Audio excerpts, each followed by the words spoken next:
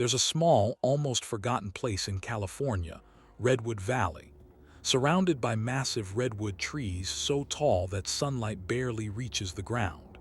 Even during the day, the place feels unnaturally dark, and at night, people say the wind doesn't move the same way there. My name is Daniel. I first came across this place while browsing an old real estate website. A huge farmhouse priced unbelievably low.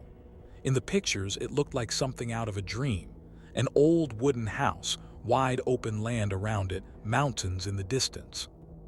But there was one strange thing. There were no photos of the inside. At the time, I was living in Los Angeles, tired of the noise, the pressure, the constant rush of the city.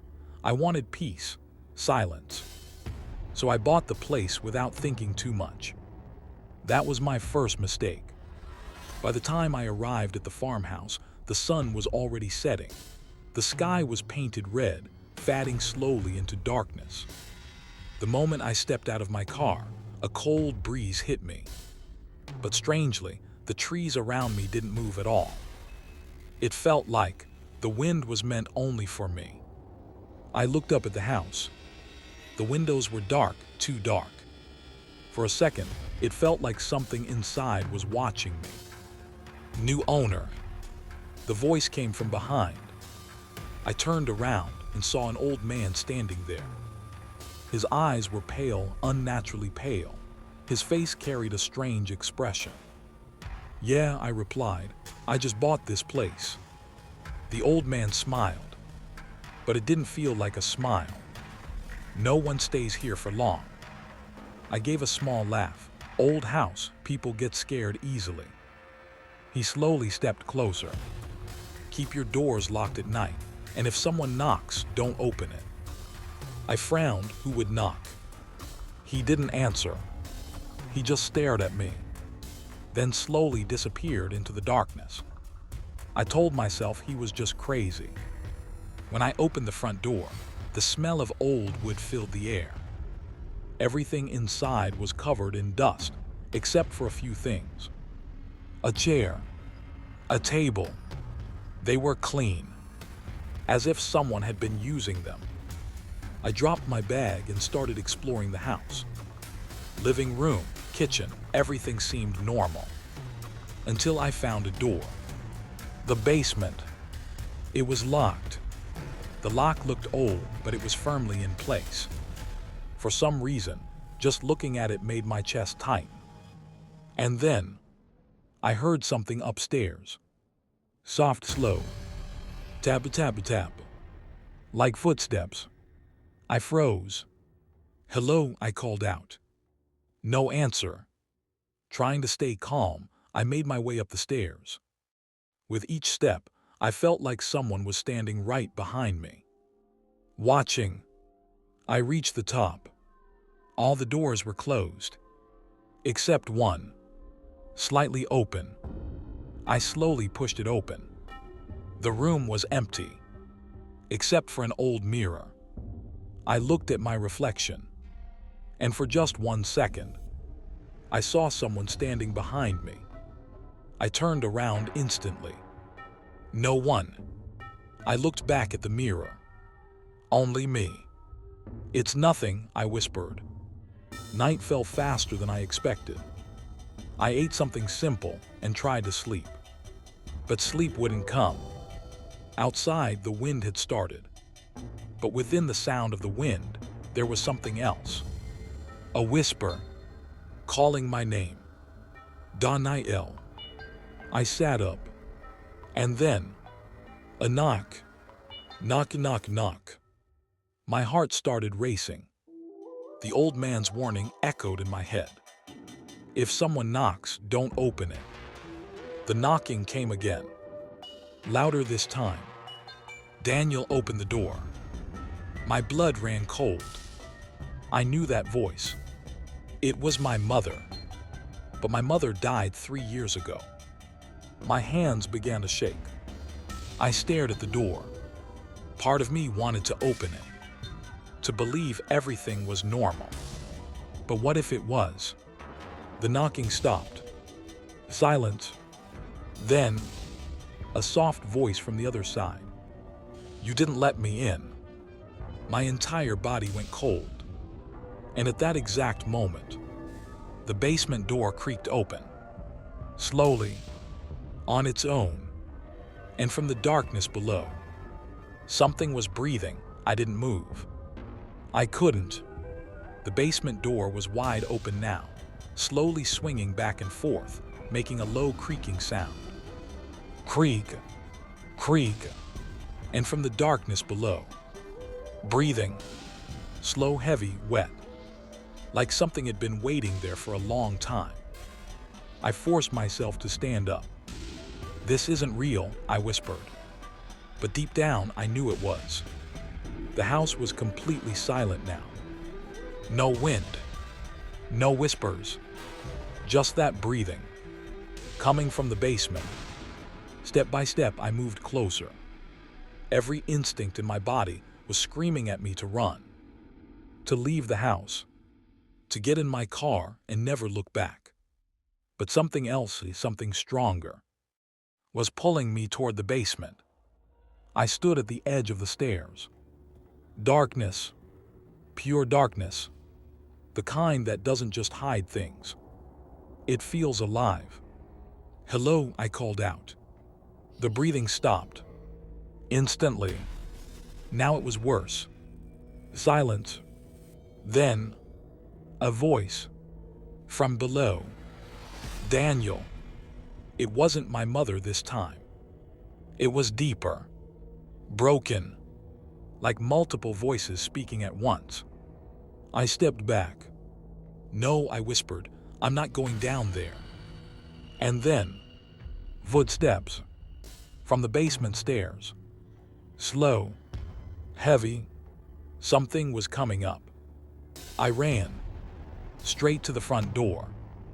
My hands shaking as I grabbed the handle. Locked. I tried again. It wouldn't move. "Come on, come on." Behind me. Step. Step. Step. Closer. I turned around. And for a split second, I saw it, standing halfway up the basement stairs. Too tall. Its head almost touching the ceiling. Its body twisted, like it wasn't meant to stand upright. And its face. No eyes. Just a dark, empty space. But it was smiling. I blinked, and it was gone. The house went silent again. Too silent. I slowly stepped away from the door. Okay, I'm leaving in the morning," I said to myself. "This is over." But deep down, I knew it wouldn't let me leave. I backed into the living room, and that's when I noticed something. The chair, the one that was clean before, it was facing the door now. It wasn't like that earlier. I was sure of it. Then, the table. Something was on it. A photograph. Old, faded. I slowly picked it up. My breath caught in my throat. It was the farmhouse, but not empty. A family was standing in front of it. A man, a woman, a child, and behind them, something tall, standing in the doorway, watching. I turned the photo over. There was writing on the back, shaky, uneven. "It wears their voices." My heart dropped. A sound came from upstairs again. Running. Fast. Not walking this time. Running.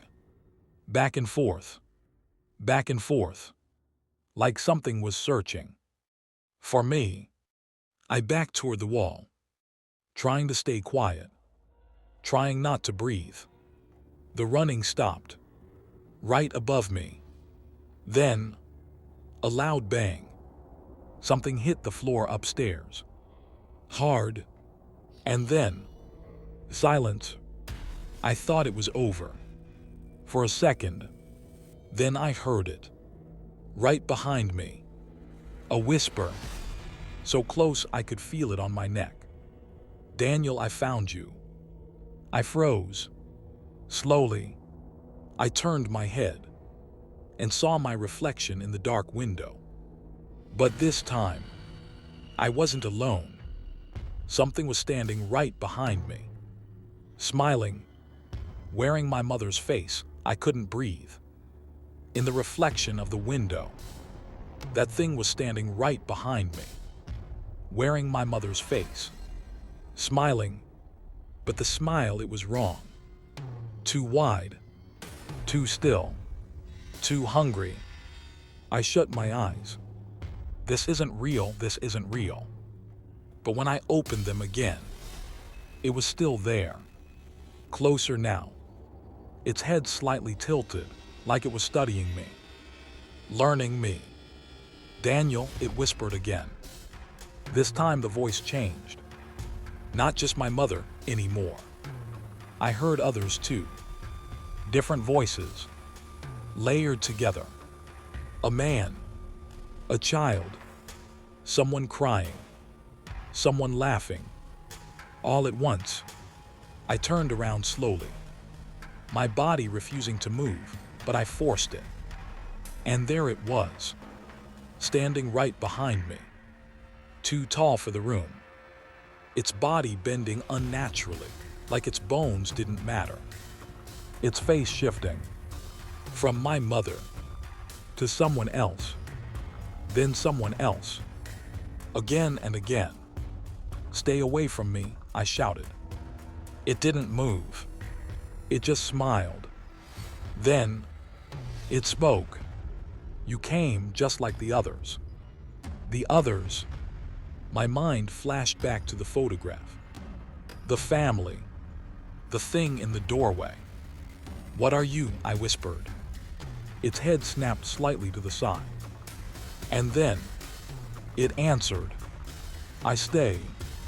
A pause. "You don't." Suddenly, everything in the house shook. The walls, the floor, the lights flickered wildly, even though I never turned any on. The thing stepped closer, and with every step, the room got colder, darker, like the light itself was being swallowed. I ran. I didn't think. I didn't look back. I just ran upstairs. The hallway was different now. Longer, much longer than before. The doors on both sides were open, all of them, and inside each room, something moved. Shadows, standing still, watching me pass. "Help me." A voice came from one of the rooms. A child's voice. I stopped, just for a second. Inside the room, I saw him, a little boy, standing in the corner, crying, "Please don't leave me." My heart twisted. This isn't real, I told myself. But he looked so real. Too real. I took one step toward him, and instantly, his crying stopped. Slowly, he lifted his head and smiled. His mouth stretched too wide, just like the thing downstairs. I backed away. "No." The boy's voice changed. Deeper. Broken. "It wears their faces." My blood froze. The message from the photograph. Suddenly, all the doors slammed shut. At once, bang, the hallway went dark. Completely dark. And then, footsteps. Behind me. Slow. Heavy. Coming closer. I turned and saw it again. At the end of the hallway. Even taller now. Its head scraping the ceiling. Its body twitching. Glitching. Like it couldn't decide what shape to take. And then, it started running. Not walking. Not slowly. Running straight at me. I screamed and ran to the nearest door.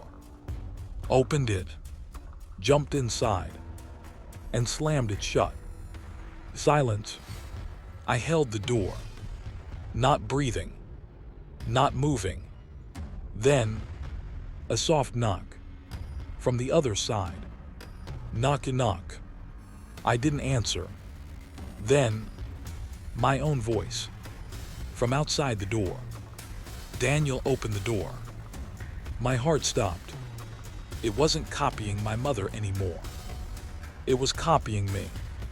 I stepped back slowly, tears in my eyes. Then I heard it from inside the room. Behind me, a whisper right next to my ear. Too late, my body went completely numb.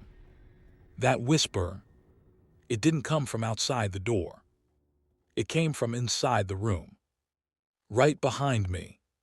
Slowly, very slowly, I turned around. The room was empty. Just an old bed, a broken chair, and a cracked mirror on the wall. No, no, no, no, I whispered. My chest was rising and falling too fast. I knew what I heard. Something was here, with me. Then, the mirror. At first it was normal, just my reflection, shaking, terrified. But then, my reflection stopped moving. I froze, because I was still breathing. But the reflection was perfectly still. And then, it smiled. Not me. The reflection. I stumbled back. What the hell? The reflection slowly raised its hand and tapped the inside of the mirror. Knock and knock. From the other side. My heart felt like it was about to explode. And then, the glass cracked. A thin line at first. Then more, spreading like veins across the mirror. Daniel, it said. My voice, perfectly copied. And suddenly, its hand pushed through the glass. I screamed and fell backward. The hand, too long, too thin, its fingers bending in ways that weren't possible, reaching for me. I scrambled to my feet and ran for the door. Opened it. The hallway was gone. Not just dark. Gone. In front of me, there was only the basement stairs. But that wasn't possible. I was upstairs. The stairs stretched downward into complete darkness. And from below, that breathing again. Louder now. Closer. No, I'm not going down there. Behind me. Crash.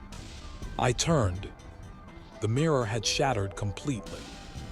And something was crawling out. Not standing. Not walking. Crawling. Vast. Its limbs twisting, snapping, reforming. As it dragged itself toward me, I had no choice. I ran down the basement stairs. The moment my foot touched the first step, the door behind me slammed shut. Darkness swallowed everything. The air changed. Heavy, wet, rotten. I couldn't see anything, but I could hear it. Multiple footsteps now. Not just one thing. Many, surrounding me. Whispers filled the darkness. Stay. Don't leave. You're one of us. I covered my ears. Stop. And suddenly, light, dim, flickering. I looked around. The basement wasn't empty. There were walls, covered in something dark. Stains, old, layered, and on those walls, marks, scratches, words, hundreds of them, written over each other. It's still here. Don't listen. It wears you. It let go. My hands started shaking. Then I saw something else. At the far end of the basement, people standing still, dozens of them, their faces blank, eyes empty, bodies unmoving, like they were waiting or trapped. One of them moved, slowly turned its head toward me, and whispered, "Run." Too late. Behind me, that thing landed. Hard.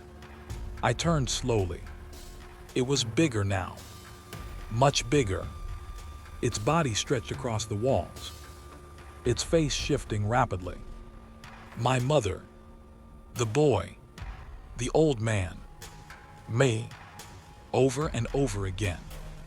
And then, it spoke, all the voices together. "You came inside. Now you stay." The people in the basement all turned their heads toward me at once and smiled. I couldn't move.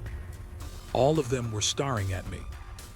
Dozens of people, all smiling, all wrong. The thing behind me stretched across the basement walls like it owned the place. Because it did. "You stay." All the voices echoed together. I shook my head. "No, I'm leaving. I don't belong here." For the first time, it laughed. A horrible sound.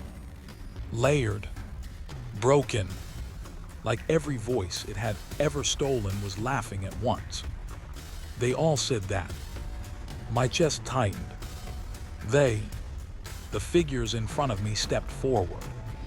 Slowly, one by one. And as they got closer, I saw their faces clearly. Not empty, not blank, terrified, frozen in the exact moment they realized the truth. One of them, a man, leaned closer to me. His lips barely moved. "It doesn't kill you." My blood ran cold. "It keeps you." Suddenly, everything made sense. The clean chair, the voices, the faces. It doesn't just haunt the house. It collects people and wears them. I turned and ran. I didn't care where. I just ran. The basement stretched longer. Impossible longer. The stairs, gone. The walls, closing in. The whispers, screaming now. "Stay. Don't leave. You're ours." I fell. Hard. My hands hit something sharp. I looked down. A knife. Old. Rusty. And beside it, words carved into the floor. "Only way out." Behind me, it was coming. Vast. Crawling. Stretching. Smiling with 100 different faces. I grabbed the knife. My hands shaking. This isn't real, this isn't real. But it was. And deep down, I knew what the message meant. The thing stopped a few feet away from me. And then, it smiled using my face. "Do it." My heart stopped. It wanted this. Why? Then I realized, if I stayed alive, I would become one of them. Trapped. Forever. The whispers around me changed. Softer now. Almost kind. "Don't let it take you." Tears filled my eyes. I looked at the knife. Then at the thing. Then, I made my choice. Everything went black. But silence. Then, light. Morning. The farmhouse stood quietly in the middle of Redwood Valley. Empty. Still. Like nothing had ever happened. A car pulled up. A young couple stepped out. Laughing. Talking. Excited. "Can you believe how cheap this place was?" the woman said. The man smiled. "Yeah, feels like a dream." Inside the house, The air felt cold. Watching, waiting.